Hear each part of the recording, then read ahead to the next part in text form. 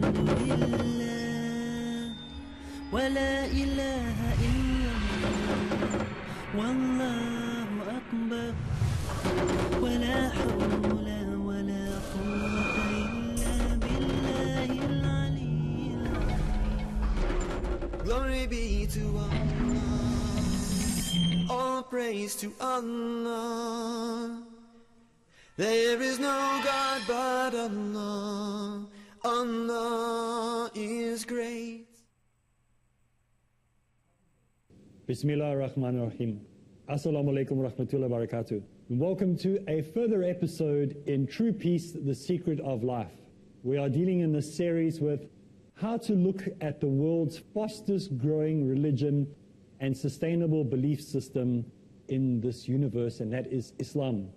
So in this series we are looking at how do you find true peace and how do you find the secrets to life. And what we discussed before is that Islam is made up of many different parts. All of them together constitute Islam. It does not just sit in isolation. It's not just a belief system. It's not just an education system. It's not just a spiritual system. But it also has other avenues like what we're going to be doing in this series today. It deals with a morality system, and it deals with a system on how to deal with day-to-day affairs. So it has many facets to it, and we're just in the fourth of many that we are doing in different systems that are dealing with Islam. So today we are looking at the moral system and how Islam deals with issues dealing with morality and the like. So what are the ingredients, what are the additives that are added into our belief system to give us a perfect peace of mind, to give us a perfect system, to give us that desire that we've been looking for, to find that inner peace, outward peace, and a perfect society in which we need today to live in. So the importance that we have today in our society is good manners. We all want to have good interaction, good manners, good living with one another. I mean, there's nothing worse than having a bad neighbor. You know that neighbor that you're always having to phone them and tell them to turn their music down, tell their neighbors to sort their children out, tell their neighbors to close the gate because their animals are getting out. You know those type of neighbors. We as Muslims don't want to be like that. And so we have in Islam good manners, good behavior, good code of ethics that we are to live by. And there are a number of hadiths that are given to us in Islam that explain how to have good morals, good behavior, good character. It says in one of the hadiths, on the day of judgment, weight of nothing will be equal to good behavior. Good morals, good behavior is something that is encouraged in Islam. It's part of our belief. That's why many people, they say, well, I don't want to have Muslim neighbors. You cannot have better neighbors than Muslim neighbors. Inshallah, if they are actually following Islam correctly, they'll be the best neighbors you can have. So good manners are part of our Islamic ethos of who we are, the makeup of what a Muslim is. So good manners, good behavior is what we are made of. There's another hadith that says, good moral behavior is the best virtue given by Allah. So we want as Muslims to emulate what the prophets have given us as their example. Remember that the Prophet Muhammed ﷺ and many of the prophets were the best of their people. People looked at them and said, I want to be like they are. And so we as Muslims, as Muslims, we try to be the ones who are emulating that same habit, to try to be the same as those people. So the pillars of Muslim behavior, pillars of Islamic conduct are made up of many. First thing is that we must have good iman. This is the first pillar of good behavior, good moral conduct. And if we perform our salah, which is the second pillar of a good moral conduct, then we will not want to be people who do evil things. We will not want to be people who condone bad behavior. And we ourselves will not be involved in bad conduct because we will be connecting with the Almighty, the altogether perfect, the altogether wonderful. And if we are connecting with Allah, want to do things that are forbidden in Islam. So if you want to have a good moral conduct, if you want to have a good moral behavior in Islam, then first you have to have good iman, second you have to perform your salah, and third you have to do is pay your zakat, give to the poor, the sick, the needy, as we dealt with last week on the program in the show. So when we give zakat, it teaches us to be compassionate, to feel for others, to feel for the needs of those who don't have what we have. And then, of course, the next important thing that we need to do, the other way that we can have good Islamic character, good Muslim character and conduct, is to give those who are in need, to care about those who are in need, to drive ourselves towards taqwa. And this is something that is very, very important for us. Sometimes we forget that we as Muslims, we need to fast. We need to take a break from eating so much, take a break from water, take a break from all the things that we like to put into our bodies. And so if we fast, if we stay away from these things, even outside of Ramadan, fasting is very good for us. It takes us and leads us towards things that are far greater. It helps us to have sabr. It helps us to have taqwa. It helps us to have many things that we will benefit from that come from fasting, voluntary fasting as well. And then, of course, one of the other ways that we can have good character, one of the other pillars of having a good character in Islam, of course, is my favorite, and that is to go on Hajj. Because when you go on Hajj, many of the things that you understand in Islam suddenly become very, very clear to you. They will guide you towards moral upliving.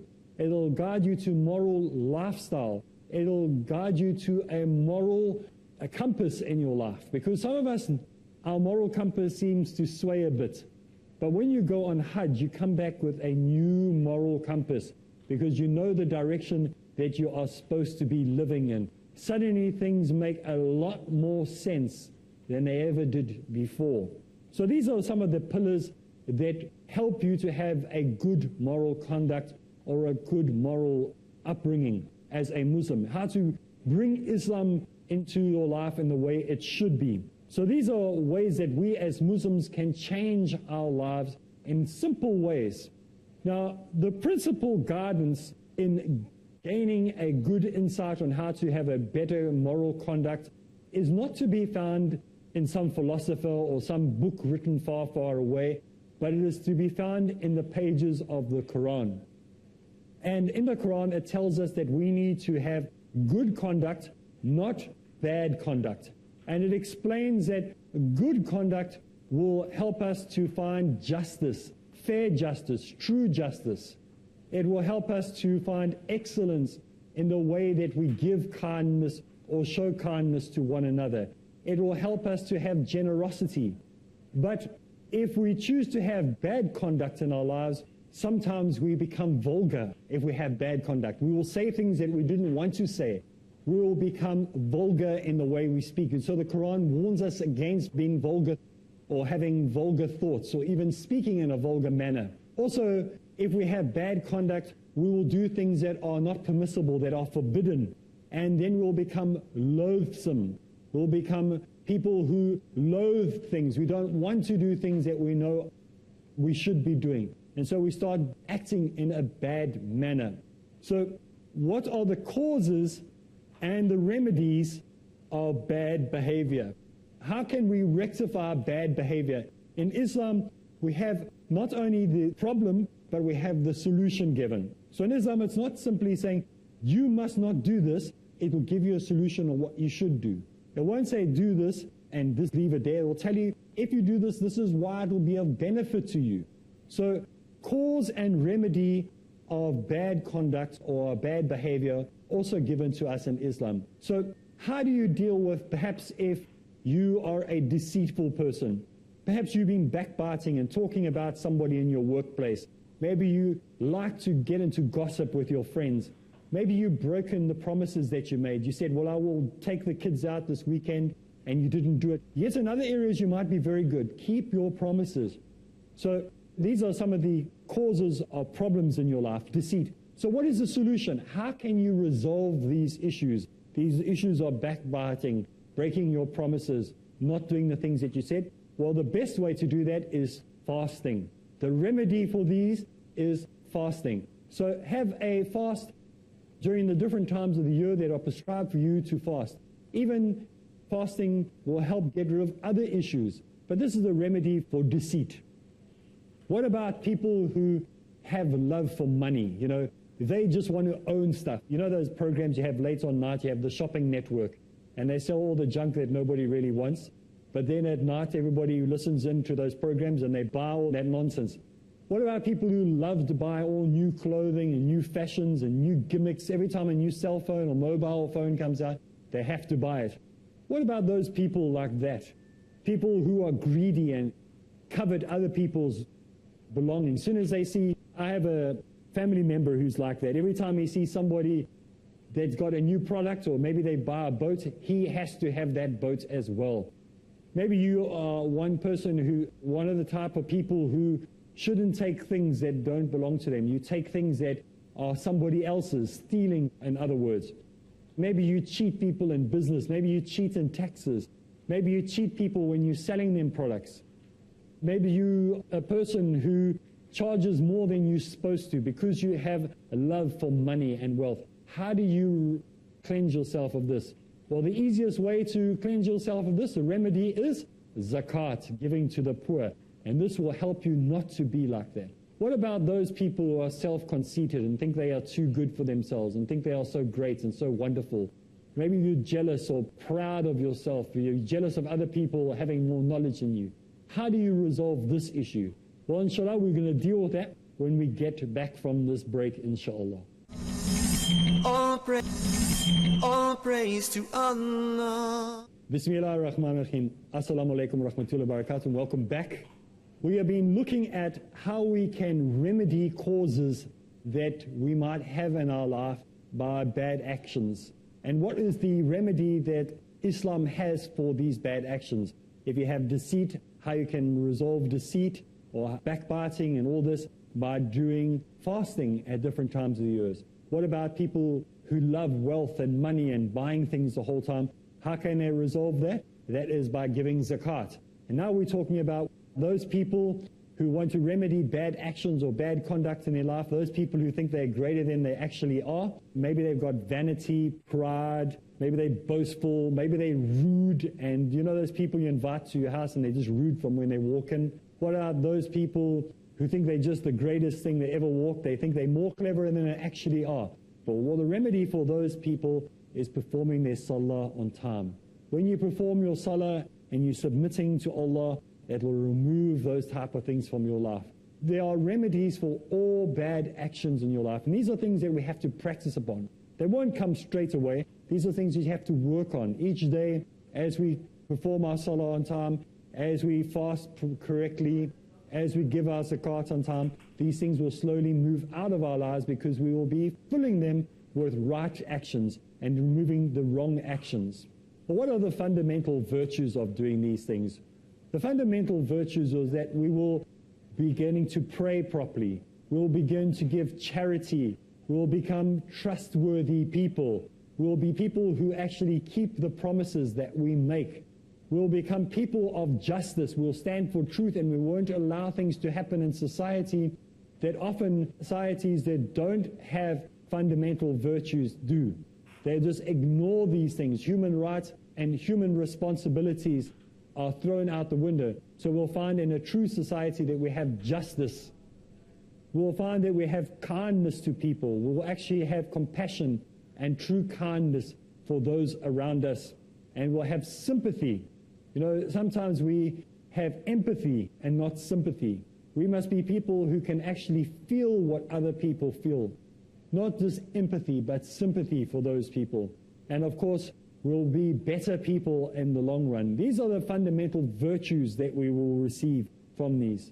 And these are all the virtues that we find in many of the people that we look up to. If we look at people in the times of the Prophet Muhammad ﷺ, the first, second, and third generation, those pious people, those pious predecessors, when we look at them, we see that they were the type of people that we want to emulate, that we want to be. These were people who worshipped out of truth. These were people who worshipped with fear and with hope. With fear and hope, not just out of fear and not just out of hope. These were people who trusted in Allah, that they knew that there was forgiveness in putting their trust in Allah. These were the virtues of those pious people, those people that we want to emulate in our lives. They had modesty in their lifestyle. Today we see that modesty is missing. It is one of those things that we battle to see in society today. More and more people are becoming less pious. We find people are becoming less modest. I remember when I went to school, I went to a Catholic school, and the nuns used to dress very differently to the way they dress now. Their dresses were right down to below their ankles. Their sleeves were over their hands like they are here, I'm showing you now. And their veils would come down to their head over here. Today it's not like that. Today the nuns are wearing dresses that are just below the knees. They're wearing short sleeves, and veils are sitting just at the back, clipped on just at the back of the head. Even within the Catholic Church, which is supposed to be so strong on piety, so strong on modesty, have lost that piety and modesty. You see our young girls and our young sisters saying they are going to wear their scarf or wear the covering, yet their clothing breaks the scarf that they are wearing. We have to wear the whole correct outfit. It's not just the material, but it's the spirit and the meaning behind what we are wearing. It's no use me wearing clothing like this and then I wear revealing clothing when I'm not behind the camera. I have to be the whole time the same person. I can't be one person on camera and another person in my day-to-day life. I have to live a modest lifestyle. So we want to follow those pious predecessors. We want to follow in the life of the pious people and the virtues of those pious people. And they had a modest lifestyle. They were not modest only in the way they dressed, but also in the way they spent their money, in the way they looked after the people, the way they brought up their children. And so those people that we want to emulate, they had a humbleness that we hunger for, a humbleness that seems to be missing in society today. Today we have Bollywood Muslims, and we have Hollywood Muslims, and we have Muslims, you know, when you invite them to come and speak, they're probably more expensive than asking a film star to come and speak. This mustn't be like this in the Muslim community. As a Muslim community, we should be doing this for the sake of Allah. We don't need Hollywood Muslims. We need pious Muslims. We need humble Muslims. We need Muslims who submit to Allah, that they are really like this on camera and off camera. And then we need to look at those Muslims that were of old and ask, how did they have those lives that they had? The wisdom that they had, the way that they would ponder over everything before doing anything. They would think about what they are going to do before just going out and doing it. Today we weigh up whether we should do something or not do something on how much wealth we're going to get, how much airtime we're going to get, how much popularity we'll get, how many cameras will be there, instead of doing it out of the sincerity of our heart.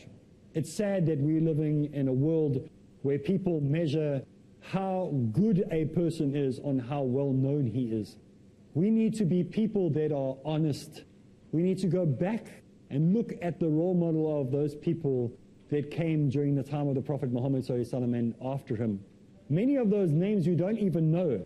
We read narrations, we read hadiths where it talked about a man. It didn't even give his name, and we see the actions that he did. The action was more important than who he was. Today in society, we want credits. We want our name to roll afterwards, instead of doing things for the sake of Allah.